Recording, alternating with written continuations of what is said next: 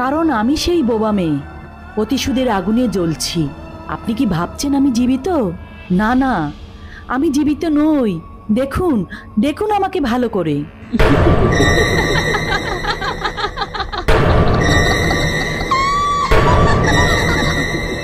মেয়েটির ভয়ঙ্কর রূপ দেখে সুমনের হৃৎপিণ্ড কেঁপে ওঠে। এমন ভয়ঙ্কর হাসি সুমন জীবনেও শুনেনি।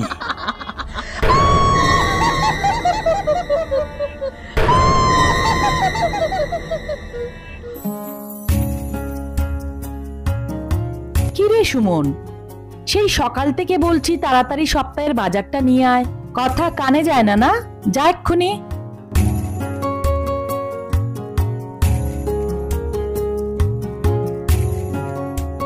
সুমন বাজারের ব্যাগ নিয়ে বেরিয়ে যায়। রাস্তায় বন্ধু রবিনের সাথে দেখা। কিরে রবিন, নতুন চাকুরি কেমন হচ্ছে? বাড়ি ফিরলে কবে তুই? গতকাল ফিরেছি বুঝলি, শরীরটা ভালো নেই। সন্ধ্যাবেলা বাড়ি চলে আয়, কথা আছে। কথা আছে মানে?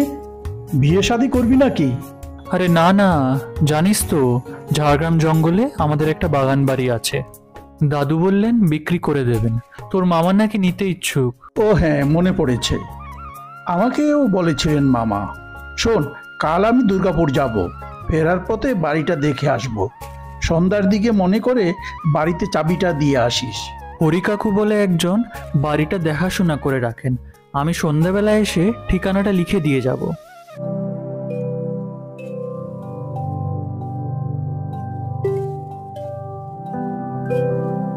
দুর্গাপুর থেকে লোকাল বাস ধরতে খুব একটা অসুবিধা হলো না।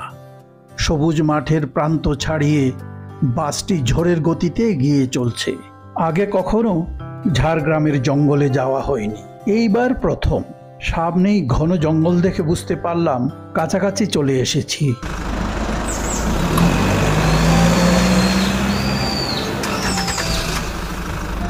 কিছুটা আসার পর বাস আমাকে নামিয়ে দেয়। বাস থেকে নেমেই একজন বৃদ্ধকে দেখলাম দাঁড়িয়ে আমাকে দেখছেন। সাথে সাথে বলে উঠলেন, আপনি নিশ্চয়ই সুমন বাবু, তাই না? সেই দুপুর থেকে আপনার জন্য দাঁড়িয়ে আছি। আপনি নিশ্চয়ই হরি কাকা। তা ভালো আছেন তো? চলেন তাড়াতাড়ি যাই, না হলে আবার সন্ধ্যা হয়ে আসবে, আমাকে আবার বাড়ি ফিরে যেতে হবে। জঙ্গলের পথ ধরে দুজনে এগিয়ে চলছে। চারিদিকে বড় বড় গাছ, মাঝখান দিয়ে চলে গেছে মাটির রাস্তা। আচ্ছা হরি কাকা, এই জঙ্গলে কি বন্যপ্রাণী আছে? না, তেমন কিছু নেই। খরগোশ, শেয়াল আর হয়তো বা হরিণ দেখতে পাবেন। একটা ভাঙা বাড়ির সামনে এসে সুমন দাঁড়িয়ে পড়ে। এই গভীর জঙ্গলে দালান বাড়ি, দেখে তো মনে হয় অনেক পুরনো। কত পুরনো বলতে পারবো না, শৈশব থেকে এমন অবস্থায় দেখে আসছি। আচ্ছা হরি কাকা, শুনেছি পুরনো বাড়িতে ভূতের উপদ্রব থাকে, আপনি কি কখনো দেখেছেন? আপনি যে বাড়িটা কিনতে এসেছেন, ওটাতেও ভূত দেখেছে। একবার তো ভূতের ভয়ে সব কাজের লোক পালিয়ে গেল, পরে আবার নতুন লোক আনতে হলো। তাই নাকি? সত্যি কথা বলতে আমি ভূত প্রেত বিশ্বাস করি না। তবে কি জানেন, মামা ওই বাড়িটাকে রিসোর্ট বানাবে। ভূতের উপদ্রব থাকলে লোক আসবে না, তাহলে তো মহাবিপদ। বাবু, ওই যে দেখুন হরিণ যাচ্ছে, চলেন এবার বাড়ি যাই। জঙ্গলের ভেতর বাড়িটা খুব সুন্দর। দুজনে এসে দাঁড়িয়ে পড়ে। এই সেই বাড়ি, পেছনে অনেক জমি আছে, ইচ্ছে হলে এরকম আরো 5টা বাড়ি বানাতে পারবেন। আসুন ভেতরে যাই।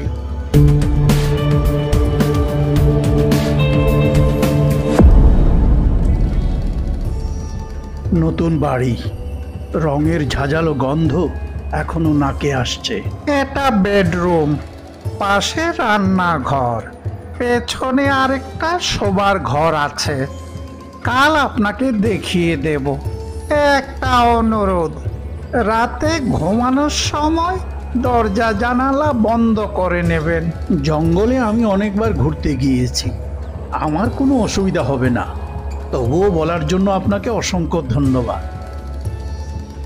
শুনুন বাবু, একটা কথা বলবো, যদি কিছু মনে না করেন। দেখুন, এই বাড়িটা যদি আমরা কিনি তাহলে কাজের জন্য আপনাকেই রাখবো। মনে করার কি আছে, আপনি নির্ভয়ে বলুন। বলছিলাম, এই বাড়িটা অভিশপ্ত, কেনার আগে একবার ভাববেন। আর যদি কিনতে হয় তাহলে তান্ত্রিক দিয়ে শুদ্ধ করিয়ে নেবেন, কেমন?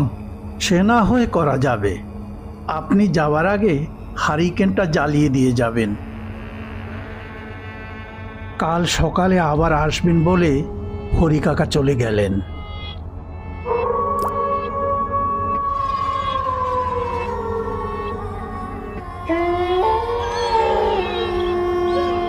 ধীরে ধীরে সন্ধ্যা নেমে এলো।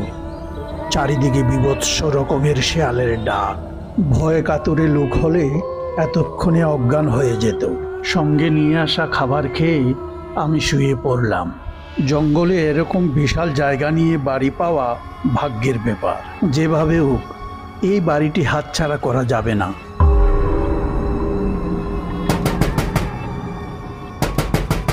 ঠিক এমন সময় দরজায় কে যেন কড়া নাড়ে। আমি চিৎকার করে বললাম, কে কে ওখানে?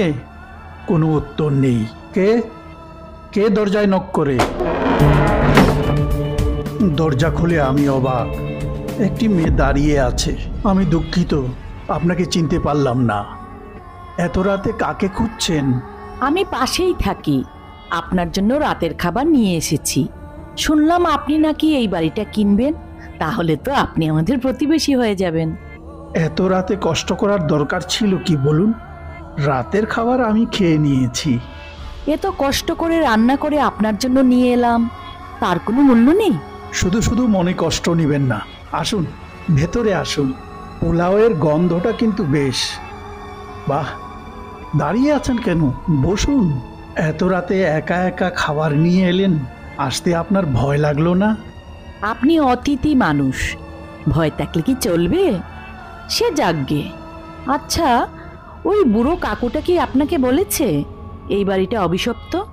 হ্যাঁ, একবার বলেছিলেন। তবে কি জানেন, ভূত প্রেত অভিশাপ এইসব আমি বিশ্বাস করি না। তবুও জানতে ইচ্ছে করছে, অভিশাপ কে দিয়েছিল? তাহলে শুনুন, আজ থেকে বছর দেড়েক আগের কথা। এই বাড়ির কাজ চলছিল। পাশের গ্রামে রান্না করার জন্য একটি মেয়েকে নিয়ে আসা হলো। রান্নার হাত খুব ভালো ছিল ওর, তবে মেয়েটি কথা বলতে পারতো না, বোবা ছিল। এক রাতে মেয়েটির দুর্বলতার সুযোগ নিয়ে পশুর মতো অত্যাচার করে ওকে শেষ করে দেয় এই বাড়ির লোক। মান সম্মান বাঁচাতে না পেরে রাগে দুঃখে মেয়েটি পাহাড় থেকে ঝাঁপ দিয়ে আত্মহত্যা করে। যাবার সময় মেয়েটি অভিশাপ দিয়ে যায়, এই বাড়িতে রাতে যাকেই পাবে তার মৃত্যু অনিবার্য। আপনার কথা শুনে মনটা সত্যি সত্যি খারাপ হয়ে গেল। আচ্ছা, অপরাধীদের কোনো শাস্তি হয়নি? কেন হবে না? দুজনকে মেরে জঙ্গলে ফেলে দিয়েছে, বাকিরা পালিয়ে যায়। তবে কি জানেন, ওরাও রেহাই পাবে না। সব জানার পরও আপনি কি এই বাড়িটা কিনবেন? দেখুন, বাড়ি কেনা বড় কথা নয়, অপরাধীদের শাস্তি হওয়াই হচ্ছে বড় কথা। চলুন, আপনাকে এগিয়ে দিয়ে আসি। সুমন মেয়েটির সঙ্গে বাড়ি থেকে বেরিয়ে যায়। দেখুন, এই বাড়িটা আমি নয়তোবা অন্য কেউ কিনে নেবে, কিন্তু আপনি কেন বারবার প্রশ্ন করছেন? কারণ আমি সেই বোবা মেয়ে, প্রতিশোধের আগুনে জ্বলছি। আপনি কি ভাবছেন আমি জীবিত? না না, আমি জীবিত নই। দেখুন, দেখুন আমাকে ভালো করে।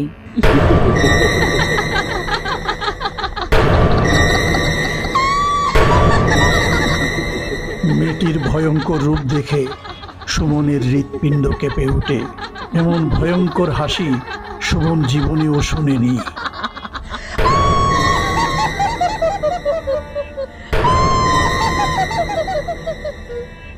দেখুন, কেন আমাকে ভয় দেখাচ্ছেন? আমি তো নির্দোষ। বাড়িটা কিনবো কি কিনবো না এখনো সিদ্ধান্ত নেইনি। আপনাকে বিশ্বাস করে আমি আপনাকে এগিয়ে দিতে এসেছি। সব পুরুষরাই সমান। সুন্দরী মেয়ে দেখলেই মনে বাসনা জাগে, কামনা জাগে, তাই না? আমি আর কাউকে বিশ্বাস করি না, তোকেও না। মেয়েটির ভয়ঙ্কর রূপ দেখে সুমন আর নিজেকে ধরে রাখতে পারে না। জ্ঞান হারিয়ে মাটিতে লুটিয়ে পড়ে।